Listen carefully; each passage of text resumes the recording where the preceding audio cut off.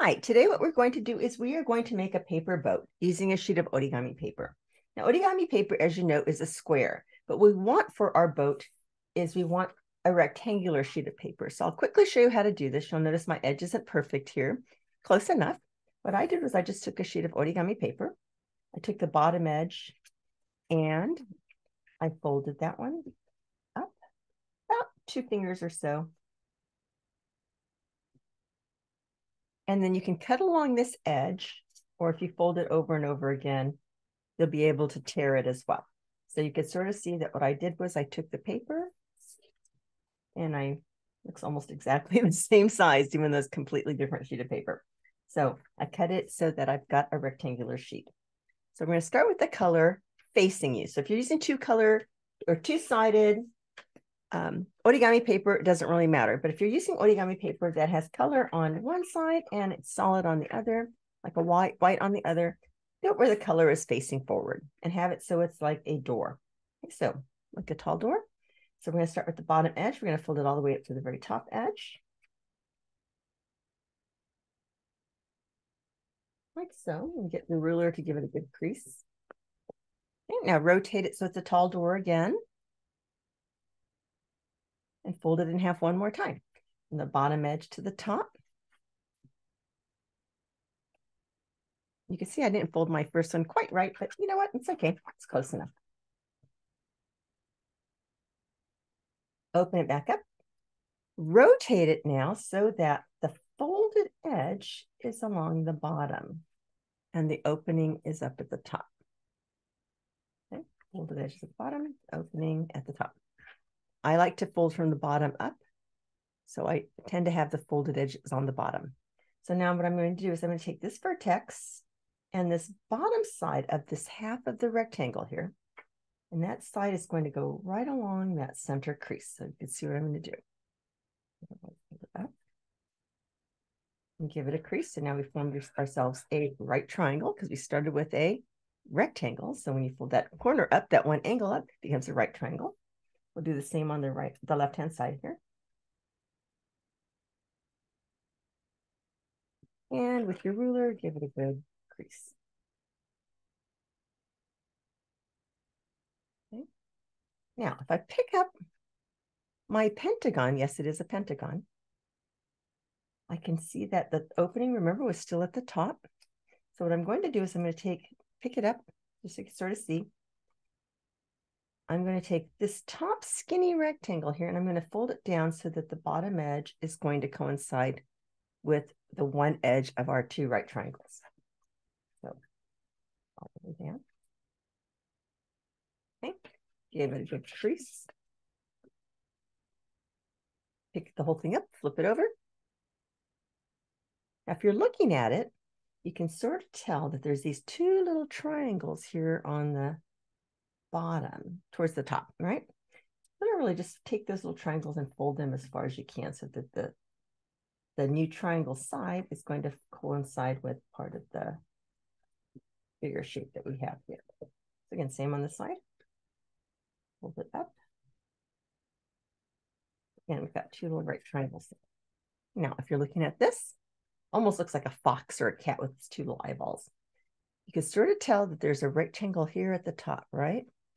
I'm going to pick up that top edge and fold it down as far as we can.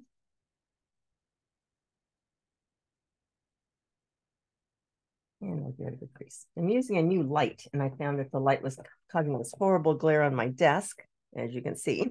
So I put a piece of paper here instead to hopefully cut out some of the glare. All right, so now we're taking a look here. Now you can see the skinny rectangle is kind of like a hot dog style rectangle here. And then we've got our right triangle down the bottom. So pick up the whole thing again. And this time you're going to take that triangle portion here. That's going to kind of face the tabletop. And I'm going to grab a hold of my shape so it's between my two palms. And by doing so, you notice there's a little pocket right here in the middle. Okay. Now I'm going to put my thumbs inside this little pocket and get it open. There we go. And I'm going to grab a hold of that center crease. I can actually feel it. See, there's that little center crease. And I'm going to take my thumbs and go as far down into the pocket that I can. Kind of pull it out a little bit, stretch, stretch, stretch. So I'm literally just pulling my hands out this way, just spreading them apart. And you're going to notice that the shape is going to want to almost, if I put it on the tabletop, fold down and become a square or some type of a quadrilateral at least. Give it a good crease. So I can see that it's the same on both sides. Doesn't matter which side you're looking at. So now the crease is at the top. Now we've got this opening at the bottom. Now here's one of those times where I've got the opening at the bottom. So if you look at the opening, it kind of looks like a bird's mouth. I'm going to take this bottom vertex and touch it to the top vertex. Increase it. Now I've got a solid color square. Pick up the whole thing and flip it over. And you notice, it looks exactly the same on the back. There's that chevron shape again. I didn't mention that earlier, but those who are in my class, we learned about that earlier in class. So there's our chevron. We're going to take that bottom vertex of the chevron and hook it all the way to the top. And now, if you take a look, you've got yourself another right triangle that is created with or formed by two smaller right triangles. And you notice it's gotten a lot smaller than it was in the beginning. So again, same thing, pick up the whole triangle. The top vertex or the right angle, where the right angle is, that's going to go on the tabletop. And I'm going to rotate my shape. So it's kind of like what we had before, where there's that little pocket in the middle. So I'm going to put my fingers inside that pocket. Same thing as I did before, where the center crease is. And this time, because it's so small, your thumbs aren't going to go in as far. So kind of pull them apart, put your paper on the tabletop, and flatten it out. Not too bad. Considering I didn't do a great job in the very beginning, it still looks pretty much like a square. And if I flip it over, looks even better on the back side. So let's take a look at this now. So now, where the opening is kind of like a bird's beak, you'll notice that at the top, on mine at least, you can sort of see a little bit of a white opening. On this side, you can't really see anything. But as long as the opening is at the bottom and the folded part is at the top, that's good. Now take your thumb and index finger and literally grab a hold towards the top of the vertex, there, the top vertex. And you're going to, again, pull apart just like that as you're pinching at the same time. I'm going to kind of, there it goes, and pinch. You can see I'm pinching both sides.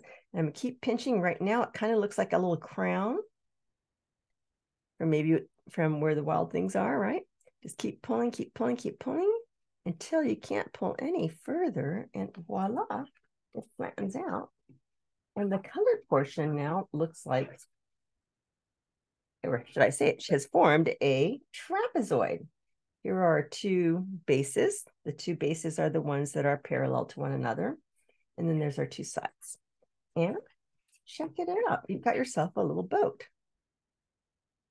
In the middle, there's like a little bit of a sail type of a deal, right? It depends again on what type of rectangle you begin with.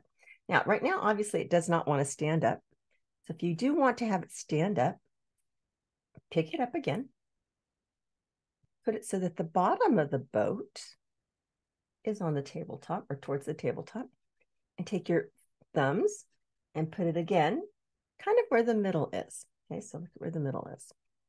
Grab a hold, and you notice there is a crease on the inside of where the middle is. So I'm going to grab a hold of each, and I'm going to push my thumbs down kind of to the very bottom where the bottom of the boat is. And I'm literally, again, going to pull apart. So don't be too hard with it. I'm going to do it gently, just kind of lightly pull apart. And you'll notice all of a sudden you kind of almost feel this like give to it. It almost makes a weird popping sound. If you've done that, you'll notice that your boat will be able to stand. Look at that. Check it out. And there you have it. A little paper boat made from a sheet of origami paper that was turned into a rectangle instead of a square. And if you want to put it back into your pocket or whatever, just literally pull it apart like that, pull twins, and flatten it back down. And there you have it. A very simple origami boat.